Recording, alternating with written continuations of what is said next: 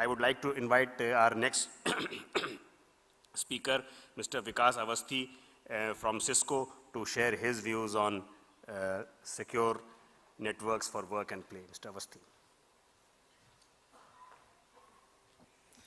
Thank you, sir. Thank you, Mr. Datta. I think this was quite an insightful, so I have to redesign my, discourse and I have to come to the speed of 5G, not only the speed, the resiliency. Some of the security points were very beautifully touched and communicated to the audience by Mr. Datta. So I'll further elaborate to that some of the points, but nevertheless, I think I have to redesign the whole my conversation. Some of the points like the botnet, Mirai botnet, which I also wanted to touch upon, you have touched it beautifully. This is being communicated to the audience. But I'll tell you, in last 2 decades, we are perhaps the only species on this earth who have seen not generation to the 5th generation of the telco. There is from no mobile to the 5th generation, we are the only species on this earth who are going to see 5th generation. I'm not sure whether any other generation will see these kind of developments in any other field. That is something which is unheard of. We have come of the ages. I remember when I walked into the university, Asia's largest university, as an MBA graduate, we had no mobile. We had no mobile, and today I am in front of you, just after 18, 19 years, we are talking about 5G. So let me set up a context before I begin to. See, we have seen a dramatic change in telco industry. One, that this 2019 is going to be a more dramatic in terms of developments which are happening across the telcos. One of the development that may further lead to certain business opportunities for the people, for the business managers who are operating in this sector, like 5G. I think 5G is going to be one of the most talked about development which is happening in telco industry. The second is coming up with the various challenges like the cyber attacks. Those are going to be much more targeted, and there would be much more attacks which we will see by virtue of these IoT devices are getting into place. And then we are seeing many applications which are quite vulnerable to these kind of attacks. What we are seeing, this on the 5G, there is an estimate that we are going to see almost 1.5 billion people are going to utilize 5G services by 2024. That's a huge, the kind of adoption which we are going to see in the 5G is a huge. Okay, in the next 5 years, we are talking about 1.5 billion people. But at the same time, the challenge ahead with this 5G is what we are going to see that by next year, by end of the next year, that is 2020, we'd be seeing cyber attacks on the telco infrastructure. Every 20 seconds, there would be a major cyber attack. When I talk about the data breach and the major cyber attacks, I'm not just talking about having certain smaller attacks. We are talking about the mega breaches which are going to happen. Telco industry becomes much more significantly important because you are going to store and safeguard the data, client data. Okay, some of these regulations which we are seeing across the globe, that is more related to the safety of the client data, like the GDPR, our own privacy data, which is going to be in place by next parliament session. I think these will put more focus, and there would be much more vigilancy would be required at the telco level, because then you're dealing with the customer data which you are responsible to safeguard that data, right? That is going to put much more onus on the cyber security point of view. Before I move on and I start talking about cyber security trends which are much more prevalent in the telco industry per se, in the beginning of year 2019, we have seen one report which came as a surprise for all of us. Okay. This is a World Economic Forum report, and if you see in the right-hand side, it talks about cyber attacks as in the somewhere close to the fourth quadrant, the right-hand side. What does it mean? When we move towards the likelihood and the impact, we are seeing it on the top right-hand side. What is the meaning of this? They have described. It says now the cyber attacks are going to impact human lives. So far, what was the motive behind these attacks? Perhaps financial sectors were much more exposed to these attacks. Then what happened? This came to the public sector infrastructure. Motives were different, but now with the emergence of this cloud and now multi-cloud, and now we'll talk about much more IoT devices getting connected to on these telco infrastructures, this is going to impact human lives. We have seen some certain attacks in 2018, which has impacted the human lives. Now we will see much more these kind of cyber attacks in years to come as we digitalize more into this country. We have seen, as a country, we have seen lesser attacks because we are yet to reach to the maturity curve of the digitalization. That way we have been a little bit fortunate, but we are moving on an unprecedented speed of digitalization in our country by adopting this BharatNet, or we say that smart cities, they are also adding millions and millions of the IoT devices into the network infrastructure. So in the years to come, I think this cyber attack will move little more into the right-hand side, and this would be impacting a human lives. But what can be done and how we are moving towards I was talking about the digital footprints. So what has happened? This is a NASCAM data of the last month, and this is how we have progressed. See, we are running with the largest identity systems in the world. Okay, whereas we are covering 1.2 billion identity services have been offered to the citizen of this country. This is mammoth. Internet subscription, I think by the time I am speaking, it would have crossed 600 million. We are at 560 million. This is the last month data I have taken from the NASCOM. We are crossing 600 million, perhaps by end of March. That is the prediction being given by network infrastructure companies. Smartphone devices, 354 million. Putting the entire Europe and Africa, we do not have these kind of population in the world, the kind of smartphone devices we use in the country. So these smartphone devices are nothing but IoT devices from which we control everything. Okay, today it's our bank. We have identity, we have everything in our smartphones. Also, I have heard that we offer the cheapest data in the world. There's the cheapest data rates which we offer to our citizens. So this is a digital adoption. If you correlate this and my previous World Economic Forum report, this is a very important correlation among these two things. One, we are moving towards maturity curve. We are advancing into the maturity curve.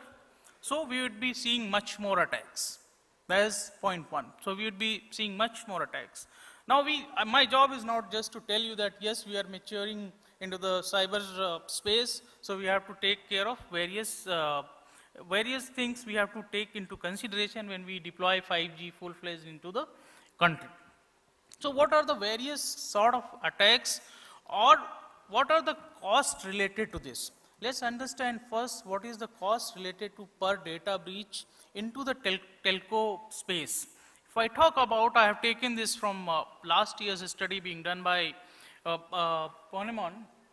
They say in the communication, per capita cost of the breach is $128. It's the smallest data which cost $128 per capita. Okay. This is by the way, for a country like us, it's a quite huge number, because we have witnessed certain mega breaches. What Mr. Datta has mentioned about the SS7 and BGP, by utilizing certain BGP vulnerabilities, we have seen some of the mega breaches in our state-owned telecom infrastructure last year. That was one of the biggest. I think the entire geography was down for 2 or 3 days. So these kind of vulnerabilities were being exploited. And this number is pretty huge when we talk about a country like India. $128 is a pretty huge sum. And that too for a per capita breach. That's a huge. Moving on to understand what kind of attacks are much more prevalent in the telco industry. That is, due to the paucity of time, I will just reduce it to top 5, which I have seen, which we do a lot of surveys as a CISCO, and we found out there are some top five cyber attacks, methodology of the cyber attacks, which I am going to share with you. So what is their DDoS? I think every telco organization has seen this attack. I can tell you, I can guarantee that not even a single telco organization worldwide who has not witnessed DDoS attack. Not even a single telco organization. Everyone has seen. This disrupted the services. So there are two categories when we talk about cyber threats on the telco industry. There are two categories. One, that affects your core business. Second, which affects your customers and the consumers in a way that ultimately it affects the company's reputation and the churn of subscribers based on your attacks. DDoS is being witnessed by almost every telco organization. What is next? Next is what Mr. Datta has touched upon, exploiting vulnerabilities in network. So it is more about having your routers and the firewalls which are having certain malwares. So if we talk about certain patches and certain vulnerabilities in the routers, I think everybody, irrespective of the OEMs, we have certain vulnerabilities associated with all these network devices. By the time somebody who is reporting these vulnerabilities to the NIST, there's a body which reports vulnerabilities, and they are keeping the repository of those vulnerabilities named as CVE, Common Vulnerability Exposures. By the time somebody gets that CVE reported to the NIST, it takes almost 3 months. There's a 3 months window. So we call it a zero-day attack. Most of our industry colleagues in the telco, they have witnessed some sort of advanced persistent threats in form of zero-day attacks. Most of our industry colleagues. I think these are much more targeted, and 3 months window for our hackers is pretty good window to attack and telco infrastructure. Third is the insider threats. So that is more important when we say insider threats. This is more related to system glitches, human errors. These are sometimes intentional and most of the time unintentional. We do not expect everybody to be a cyber security savvy in our organizations, because ultimately you are a service provider. Okay. You provide services to the people. We are not supposed, every employee is not supposed to be a cyber security expert. So these insider threats are more unintentional. At certain point in time, these are unintentional. People do not know whether to patch it, whether to get recent updates to be done on your softwares which are running on your machine. So these are certain insider threats. Phishing attacks, we all have seen many email coming to our mailboxes, and then unintentionally or intentionally we are going and clicking those. So these are phishing attacks. And the DNS, which is Mr. Datta was talking about DNSSEC. I think DNS attacks, we have seen one of the largest DNS attack last year on the BSNL infrastructure, utilizing the consumer devices. So these are some top of my mind which came into which I have seen by virtue of speaking to all my colleagues in the telco industry. But how we can mitigate, I think there are certain mitigation techniques, and these are very simple. I kept it very simple. I just wanted to discuss certain mitigation techniques. I'll take a minute. I'm sorry, sir. So the first one is the segmentation of networks. In the telco industry, I think we have to keep NMS. We have to segment the network, like network management services, which is very important and a critical ingredient for overall telco infrastructure. Then we have enterprise business, mobility, retail. If we can segment, what we can do, we can reduce the surface area of an attack. That's what we can do. We have seen attacks, we will keep seeing the attacks on our infrastructure. So this is how, by segmenting the network, we can reduce the surface area of network. Secure the internet gateway, that is our first line of defense. We can have certain various technologies which we can adopt so that we can secure our internet gateway. And the endpoint is the last line of defense. Then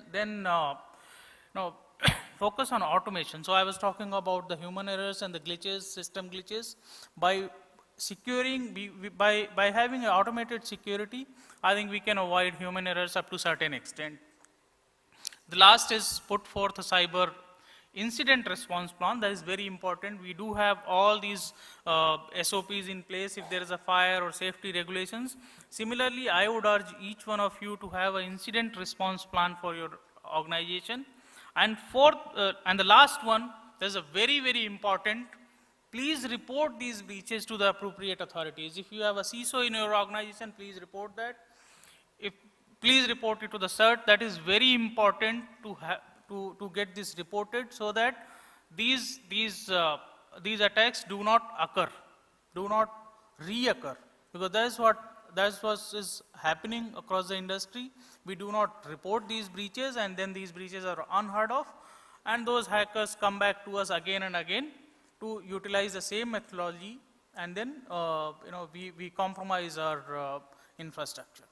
So these are certain mitigation techniques which I wanted to share with all of you. That's all from my side. I'm wrapping it up with these mitigation techniques in your mind to freshen up. If there is any question, I'm willing to answer that. Thank you, sir. Thanks. Thank you so much, Mr. Awasthi, for the interesting presentation. Yes, security continues to be a very, very big concern, and I'm sure going forward, and when we are talking of 5G security, I don't think there can be a separate conference on 5G security, and there are a lot of those issues. But obviously, there is going to be a lot more things happening on the network, so security will be very, very critical. Thank you so much.